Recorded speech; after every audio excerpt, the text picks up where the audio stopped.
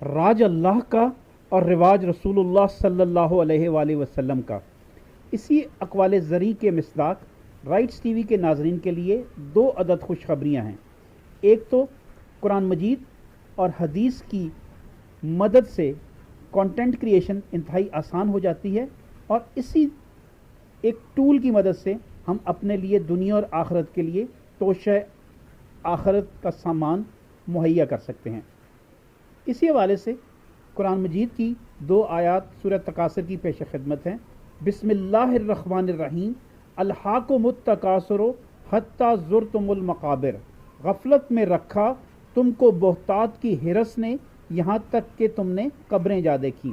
انسان اس دنیا میں آمد کے ساتھ ہی ساتھ اپنے مالی وسائل کے لیے اپنے تمام تر وسائل بروئے کار لاتا ہے اور اپنی تمام تر توانائیاں بھی صرف کر دیتا ہے، جبکہ آخرت کے لیے توشہ سامان مہیا کرنے کے لیے اس کے پاس وقت نہیں بچتا۔ حدیث آپ کے سامنے پیش خدمت ہے۔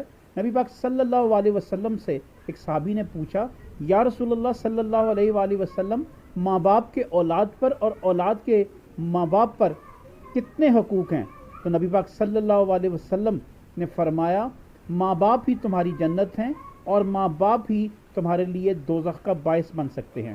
لہٰذا والدین کے ساتھ حسن اخلاق، حسن خوبی اور تمام تر ان کی خدمت کے لیے وسائل بروئے کار لانا آپ کے لیے جنت کا موجب ثابت ہو سکتا ہے، اور اسی طرح ان کے حقوق کا پامال کرنے والے دنیا میں ہی جہنم کا مزہ لے لیتے ہیں اور آخرت میں جہنم ان کا ٹھکانہ ہے۔